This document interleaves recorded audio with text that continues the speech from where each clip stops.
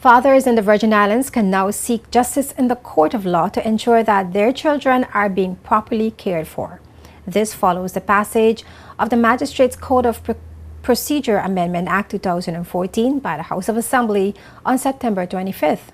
The legislation tabled by Attorney General Dr. Christopher Malcolm seeks to prevent discriminatory behavior among male and female parents as part of their responsibility to care for the needs of their children. This act, when it would have been passed, will remove discrimination which currently exists under the Magistrates Code of Procedure Act in terms of how matters relating to maintenance are dealt with.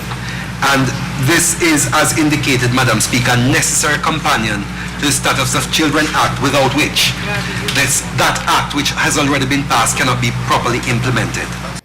The bill also complements the Rights of Child Act passed in the House of Assembly on March 27, 2014.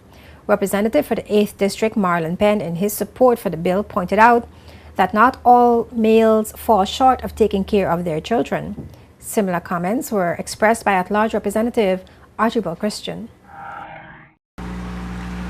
You know, normally, Madam Speaker, when you hear of cases and instances where a child is not supported, it's normally, the finger is normally pointed towards the father. But Madam Speaker, we live in a real world, and sometimes mothers, for whatever reasons, may not be living up to their responsibilities as well.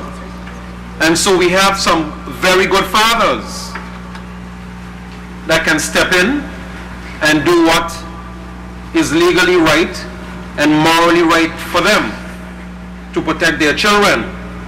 And so that aspect of the bill, Madam Speaker, I think is a very important one. Men should feel very happy today that they can seek justice through the courts to ensure that their children or their child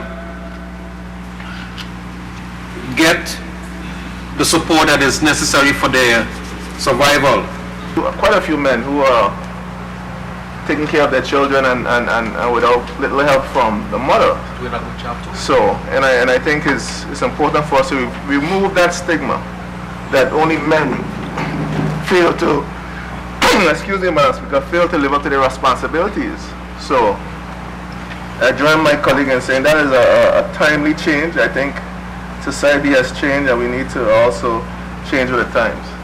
In his comments to wrap up the debate on the bill, Dr. Malcolm said the bill sets out a clear obligation with discretion for a magistrate to ensure that parents contribute to the maintenance of their children.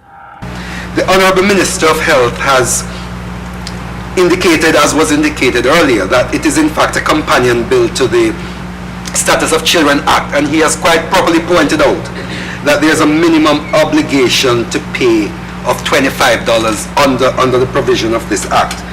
And this too speaks to an equalization of obligation, clearly recognizing that however small an income is for a parent, that parent has an overriding obligation to take care of his or her child, and should not simply say, I don't have a significant sum of money, therefore I have nothing to give. And that is in fact something that is clearly provided and will give the magistrate that discretion to simply say to somebody, you have no real reason to say that you have no basis on which to provide for your child because of the low figure that is there. Clearly, Madam Speaker, this is not a maximum or even close to a maximum figure, and it merely sets out a clear obligation that the magistrate will have to consider payment from all persons. The Magistrates Code of Procurement Amendment Act 2014 was passed with amendments on Thursday, September 25th.